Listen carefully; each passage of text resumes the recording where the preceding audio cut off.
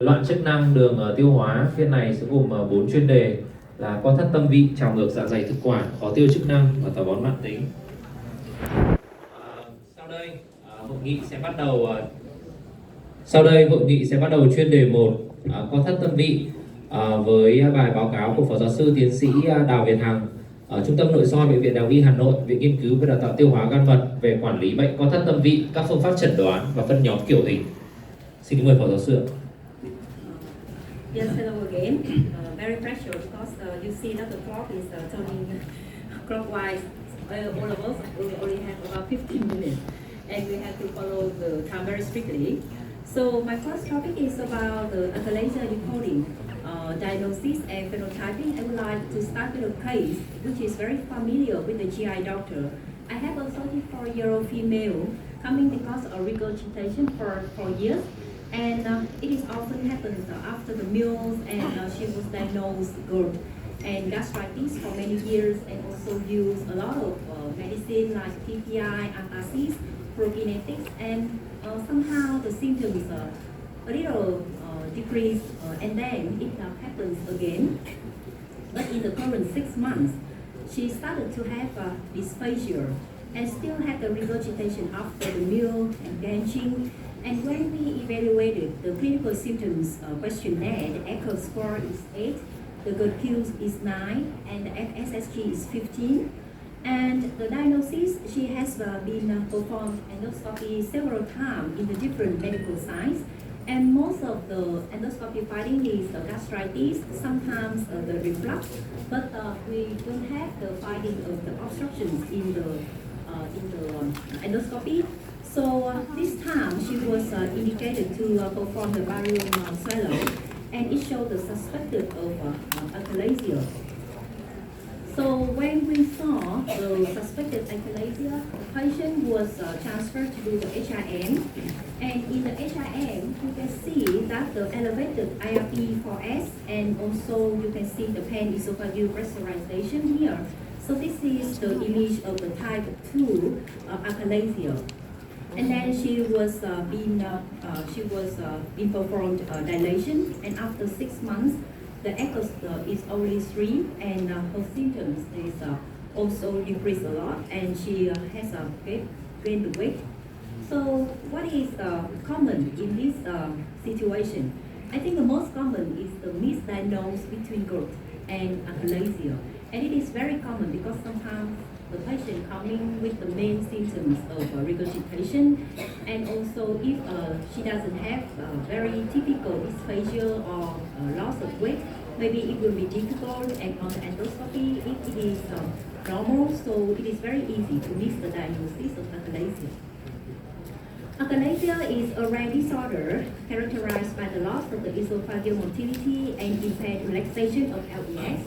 Even that it was first described in 1674, but the term of this disease was only established in 1929. And as we can see that the prevalence of this disease is not so high. So comparing to other diseases such as GERD, it is very easy to misdiagnose. So in clinical symptoms, echo score is very useful. If you have the patient with the dysphagia, and of course if the patient has the weight loss, it is very important that you spend several minutes to ask them about the symptoms of the echo score. If the echo score is from 6, it is a hint that maybe the patient is having achalasia. Also, according to ACG, the diagnosis of achalasia should be considered when the patient has dysphagia, food infection, or when your patient has reflux symptoms but unresponsive to the PPI therapy. So I think the second hint here is very important. And of course, HIM is very important and useful tool to diagnose achalasia. If we divided the esophageal symptoms of the patients into the 3 subgroups, the reflux symptoms, the obstructive symptoms, and the atypical symptoms, you will see that for the obstructive and the atypical, the role of HIM is important.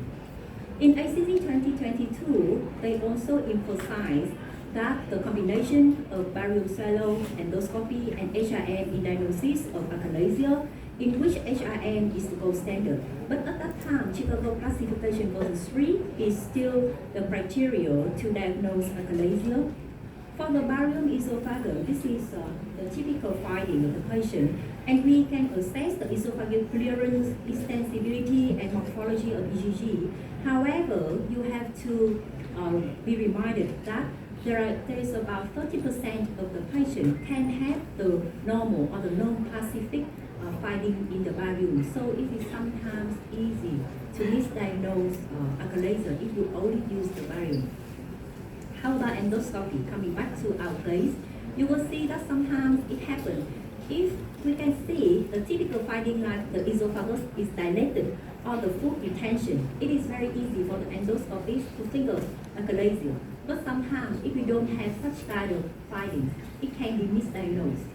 However, endoscopy is very important because it helps us to exclude other disease, especially the pseudoachalasia. It means that the patient can have the compression from the outside or can have the tumors in the cardiac.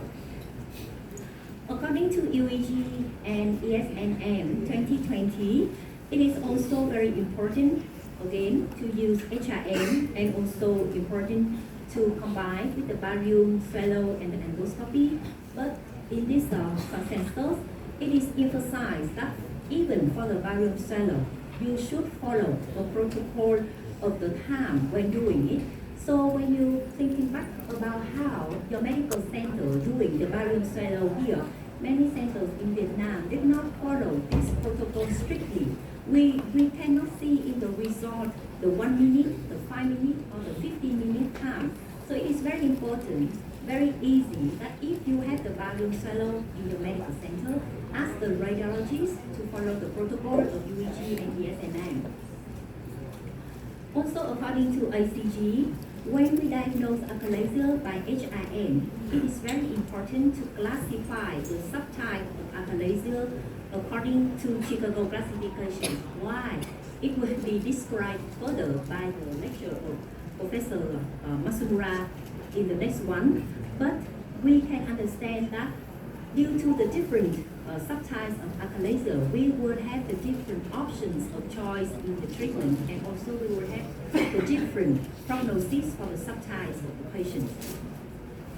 So, for the one who joined the hands-on this afternoon, you will see the technique of HRM in details.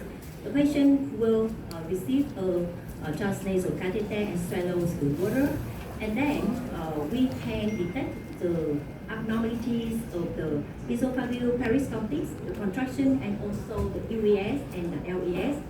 And Chicago classification version 3 is very common, even in ICG or in UEG, but it is in 2020 and 2021. And from 2021 to 2022, we had Chicago 4.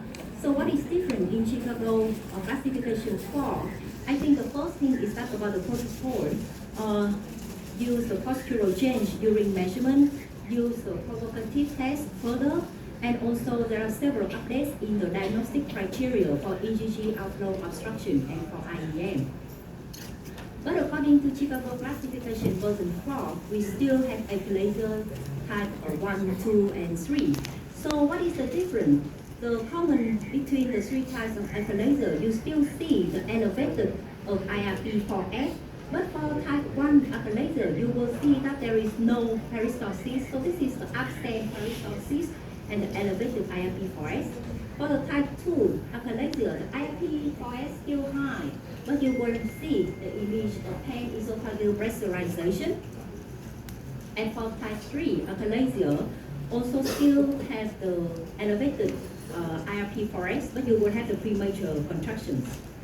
So the subtype, as I say, is very important because it helps to predict the treatment outcome. The type 2 seems to have the best response, while the type 3 is the most difficult one.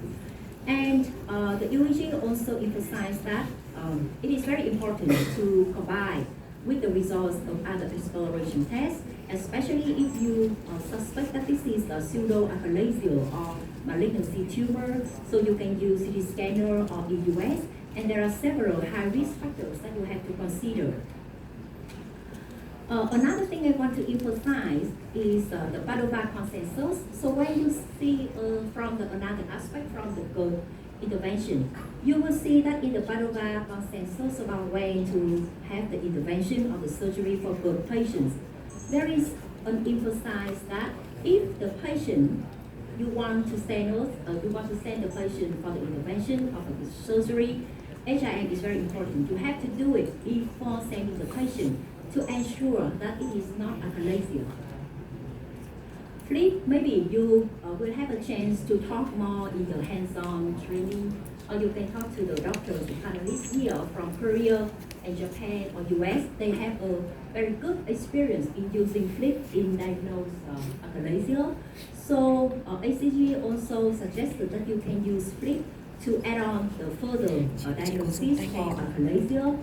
So this is a catheter with a distal balloon equipped with impedance electrode pairs, and it can use during the endoscopy. And it will have to increase the accuracy of achalasia diagnosis. However, if you know, flip is very expensive, and flip is a single use. So that is why in Vietnam we don't have the chance to use flip. But if you have endoflip, it seems that the poem or the other intervention can be performed more feasibly. So now I would like to spend several minutes to talk about the data in Vietnam to see what happens in Vietnam in recent years. So in many years ago, like in 10 years, most of the studies in Vietnam may be just a descriptive study with a very small number of achalasia patients. But in 2023, we have a national grant project. And in this project, we have 148 patients suspected of achalasia. And after that, we have confirmed, after HIM, we confirmed that 140 patients have been diagnosis of achalasia. And when we compare about the symptom scores of the patients with the definitive diagnosis of achalasia and the subgroup not achalasia, we find out that if we use the clinical symptom survey like echo score, sometimes it's very difficult because there is not much difference. So it is very difficult if you only use the clinical symptoms question to differentiate whether it is achalasia or not. And also, when we compare about the diagnosis accuracy of the endoscopy or the barium, you will see that maybe the endoscopy and the barium can only diagnose about 60% of the cases or 70% when you combine endoscopy and barium. So HIM is still the gold standard to diagnose achalasia. When we compare the type 1, type 2, type 3, it seems very lucky that we don't have so many type 3 patients. Most of our patients are type 1 and type 2 achalasia. So maybe from the intervention and for the prognosis, it is a good signal for our Vietnamese patients. And we also follow up the patients after 1 month and after 6 months after the treatment, and we also find out a very good improvement in the clinical symptoms of the patients after treatment. And it is also mentioned that for the HIM matrix, pre and post-treatment, there is an improvement in the IRP4S, and it correlated with the improvement of the clinical symptoms. So I would like to conclude my presentation in several points. HIM is the standard approach for the patients suspected of achalasia.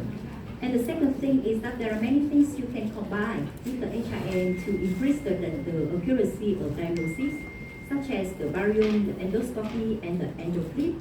Even that the endoflip is very expensive and not available in Vietnam, but you can combine with the barium and the endoscopy. And for the barium, what we can do is to use the time barium swallow in the protocol of UEG. It is a very good way to apply in the clinical practice.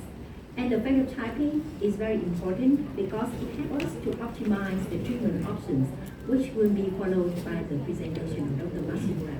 So thank you for your attention.